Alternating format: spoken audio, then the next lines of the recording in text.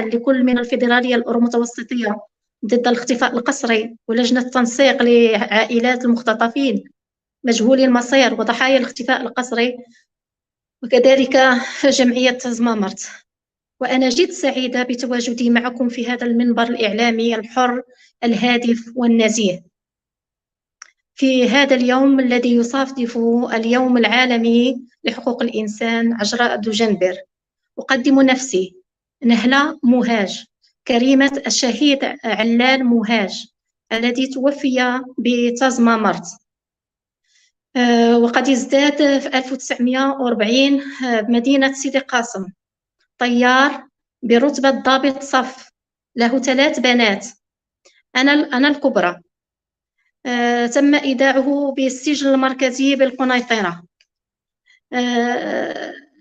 أحاول أن أتكلم بالدارجة لتسهيل العملية الفهم، حيث أن عانينا من الحرمان. الأم ديالي نهار خرج ومشى للخدمة بطريقة عادية، خرج غادي للخدمة بأنه غادي يرجع لأداء المهام ديالو والعمل ديالو، خلى الوالدة ديالي قال لها غنرجع نديك للحمام، كان دايره الحنه في شعرها. يعني كانت هذه الوقائع وهذه الاحداث بالنسبه مفاجئه بالنسبه ليه وبالنسبه لينا، ما كان عارف حتى حاجه. خرج مشى للخدمه ديالو يؤدي الاوامر ديالو. صادف ديك اليوم مع استقبال الملك للدخول من فرنسا، طلع هو والمرحوم السي الماكوتي الله يرحمه، وذلك في طائرة غير مسلحة ولاستقبال الملك. للعلم الأخت نهلة الماكوتي ولد خالة الوالدة وابن شفشاون، وراه هذاك ولد خالة الحاجة، يعني الحاجة يعني الوالدة ديالي، يعني ابن المنطقة. يعني هذه القصة هذه يعني أعرفها شخصيا وأتضامن معك شخصيا، لأن أعرفهم كانوا أبرياء تماما من كل ما نسب إليهم رحمه الله. تفضل أخت نهلة. نعم، هو خرج من الدار، يعني مشى يدي المهمة ديالو ما رجعش. الوالدة كتسناه باش غادي يوصلها للحمام، قال لها غنجيو غنوصلك.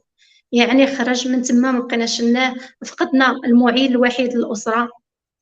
ما بقى عندنا مصدر الرزق، كان هو اللي خدام علينا، هو كلشي. خلاني انا عندي عامين باقا تنوقف وتنطيح، باقا ما كملش السنتين، باقا ما تنتمشاش على رجليا. خلى اختي عندها ورايا بعام، يعني باقا صغيره عندها عام. وخلى الوالده ديالي حامله في الشهر السابع، حامله. كيفاش ان امراه حامله وفي هذه الظروف هذه وتلقى هذا الخبر هذا، راه ماشي سهل عليها، أن في بين ليلة وضحاها تلقى راسها بدون معيل وفي حالة من الرعب والخوف. يعني تم إخراجنا من السكن الوظيفي اللي كنا فيه، وتحرمنا من الراتب الشهري ديال الأب. بقينا بدون معيل، بدون مصدر مالي. دخلت العائلة، مشينا عند جدي، سكننا مع جدي وجداتي، بقينا معاهم. كاين مساعدة العائلة، كانت خالتي في مكناس وخالتي في الرباط، اللي كنشكرهم من هذا المنبر اللي ساهموا اننا. والوالده ديالي اللي ضحات علينا كثير، يعني قامت بمجهود كبير. يعني نسات راسها، اثرت، لان عندها رساله. 3 بنات، لا معيل، لا ما عندهاش حتى اللي غادي يعاونها فينا. خرجنا، هي ما بقيناش عرفنا الاخبار ديالو. دازت المحاكمه، يعني ما تنتوصلوا بالاخبار ديالو. في مره تم الاعتقال ديالو في 16 غشت 1972، وديع بالسجن المركزي. وفي 1973 في 73 اختطفوا بطريقة لا إنسانية إلى مكان مجهول. كان آنذاك هو سجن تزمامرت الذي توفي به. وما بقيناش، ما عرفناش الأخبار ديالو نهائيا. الوالدة ديالي كانت مرة كتمشي عند مرات حشاد الصيدليه ديالها باش تحاول تقصى الاخبار، ولكن كان الوالد ديالي توفى على حسب التاريخ اللي عطاونا في دوجنبر 1977. يعني كان اي معلومه كان بالنسبه لهم خطر على الوصول الى بر الامان. يعني كان اي سر خرج كانت ما تقدرش تنعذروها لان من حقها، وما يمكنش انها تخرج اسرار اللي تقدر تودي بحياه الجميع. ولولا هاد المجهودات اللي قاموا بها المجموعه كاملين لما خرجت لنا الاخبار، ولا ما عرفنا هذا التاريخ، ولا ما عرفنا هذه الحقائق المأساويه اللي عاشوها. وهاد المصالحه هذه اللي جاوا بها، هاد المصالحه هي التسامح. والتسامح الحقيقه هو اول شرط للمصالحه. خصنا الحقيقه، بغينا الحقيقه. وهاد المصالحه الا كانت هي التسامح لا تعني النسيان، كما لا تعني عدم العقاب والاعتذار الصريح والواضح لتصفيه تركه الماضي. خصنا اعتراف صريح، وبالتالي تقويم الذاكره الجماعيه لمجتمع ما عرف بسنوات الرصاص عبر التسامح والاعتذار وجبر الضرر الجماعي. وإن الحديث عن الانفتاح السياسي أمر إيجابي، لكن هذا الانفتاح يقتضي وجود آليات وتعاقدات حقيقية بين جميع الأطراف، لأن الانفتاح المحكوم بتقنية المناورة هو نكسة يمكن أن تؤدي إلى تراجعات كارثية. أما الانفتاح والانتقال المعقل والمؤسس المبني على الميثاق التعاقدي فيمكن أن يعطينا درجة للمشاركة والثقة بين جميع الأطراف، وهذا هو المدخل الأساسي لتحقيق فضاء التراضي، وبالتالي الانتقال إلى الديمقراطية الحقيقية التي نهدف إليها جميعا. يجب إعادة الاعتبار للضحايا عبر جبر الضرر وإعادة الثقة للأفراد، وكذلك لا ننسى أنه يجب هاد الضحايا التزمامرت والضحايا الاختفاء القسري كانوا موظفين تابعين لمؤسسات الدولة، يعني تابعين الإدارة الرسمية اللي هي المؤسسة العسكرية. بالنسبة لضحايا تزمامرت، لماذا لم تسوى أوضاعهم الإدارية والمالية وحقهم في المعاش كباقي الضحايا من الموظفين وفق رسالة الوزير الأول آنذاك السيد يوسفي المؤرخة بتاريخ 4/5/1998؟ لماذا يحرم أبناء الشهداء من حقهم في المعاش وذوي الحقوق الشهداء؟ لماذا يحرموا من المعاش؟ المعاش كما تعطى الناس في الوظائف الأخرى خصنا ما نحرموش، لأن والدينا دابا عندهم حتى مورد للرزق، ما عندهمش، عطاوهم ديك الفلوس دارت محل فين تستقر. يعني واش غتاكل الحيوط؟ شنو غتاكل؟ باش غتعيش؟ باش غتخلص الضريبه ديال ديك الدار؟ باش غتخلص الموضوع؟ باش غتعيش يوميا؟ يعني ما عندهاش حتى مدخول شهري ولو بسيط ولو قليل، ما عندهاش. كيفاش غتعيش هاد المراه؟ كيفاش غنردوا لها نتسموا احنا ردينا لها الاعتبار وهي كتعيش في الفقر والحيف وكتحس بانها ما حققتش حتى ابسط شروط العيش الكريم؟ بغينا عيش كريم.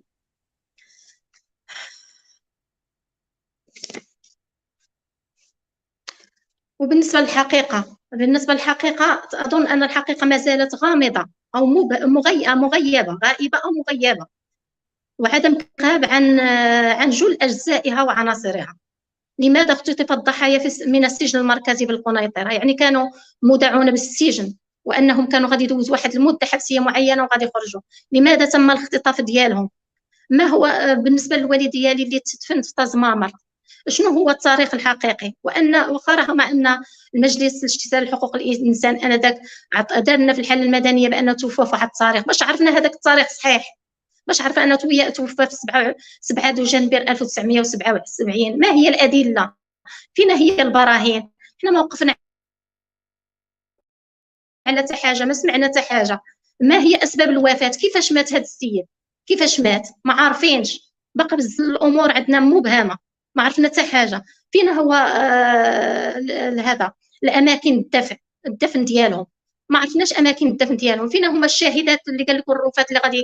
حنا ما بغيناش يحيدوا الرفات او النقل ديالهم، رعايه الحرمه ديك الرفات، رعايه القدسيه الروح عند الله. كيفاش انه يتم دفنهم كما قال الرئيس في مذكراته انه تيحفروا حفره وتيوضعوهم فيها وتيوضعوا عليهم الجير؟ فين هي هذا الشاهده اللي قالوا غادي؟ فين هو الحمض النووي والتحليل اللي جابها في توصيات هيئه الانصاف والمصالحه انهم غادي يدار لهم وكما سمعنا من الناس ديال المجلس الوطني لحقوق الانسان اللي داروا لينا ظهرهم دابا علاش يدوروا لينا ظهرهم؟ ما كيتواصلوا معنا، ما كيعطيونا فرصه اننا نتكلموا معاهم، سدوا جميع الابواب. لماذا؟ علاش؟ لا بد باش تكون ديمقراطيه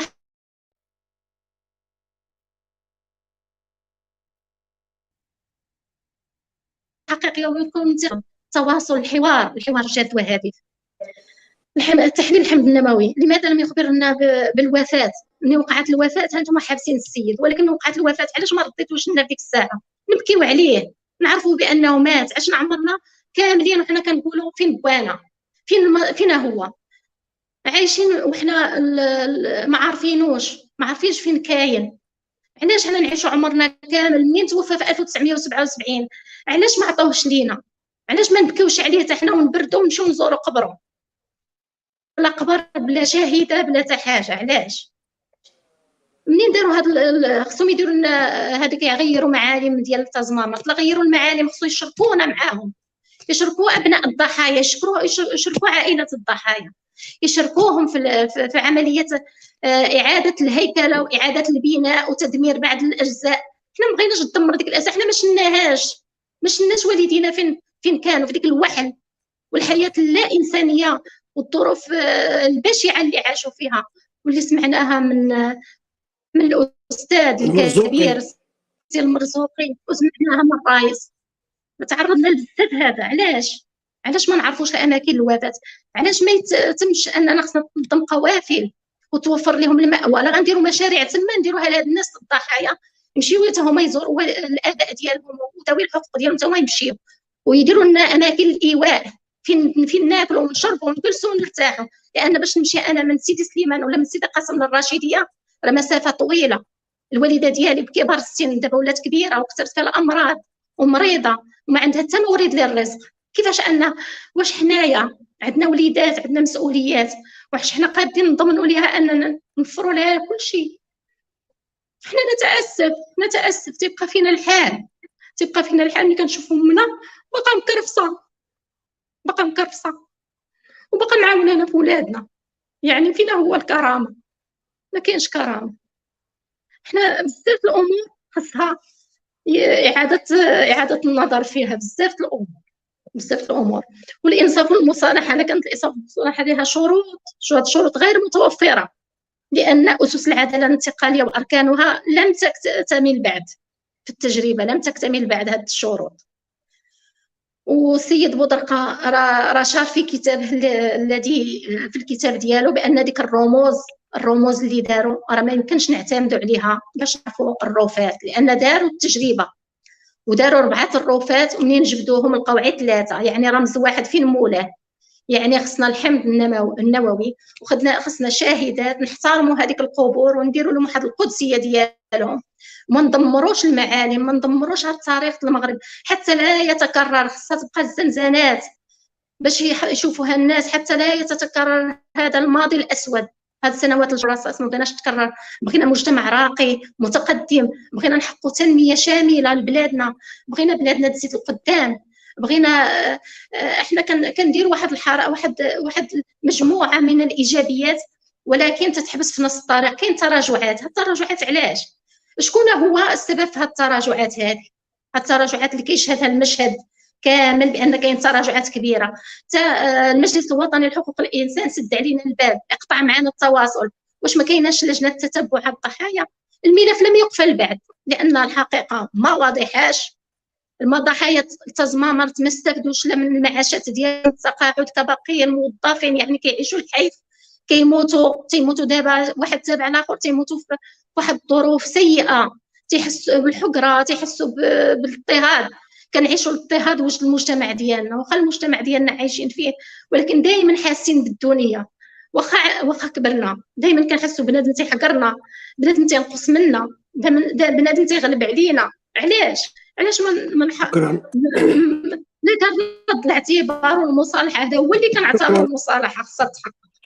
والخلاصه القول ان ملف ضحايا تزمامرت لا يزال عالقا ويحتاج الى اراده سياسيه حقيقيه من اجل ايجاد حلول منصفه وعادله وتخدم مصلحه البلاد. هادشي اللي غنقول لكم، وكنتمنى التوفيق للجميع في المسار ديالو في النضال ديالو. شكرا جزيلا. الكلمات. الكلمة الأخ رشيد، تفضل. شكرا الأخت نهلة. سمعنا بزاف د الحوايج وتعرفنا على أكثر في هذا الملف.